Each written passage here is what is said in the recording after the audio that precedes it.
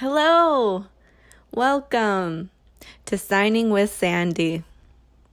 Today we'll be learning fingerspelling, the ABCs. It is very important to know fingerspelling and sign language. So when there is a name or a word that doesn't have a sign, you can use the fingerspelling alphabet to fingerspell any word. A, B, B, C, D,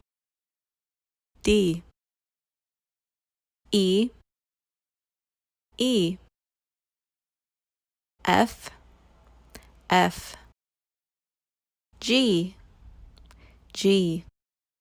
H, I, J,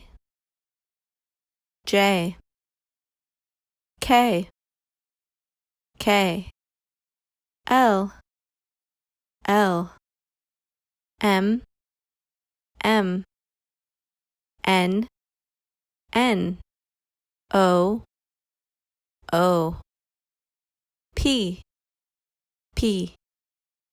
Q,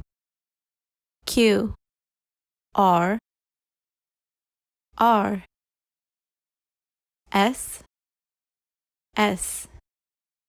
T, U, V,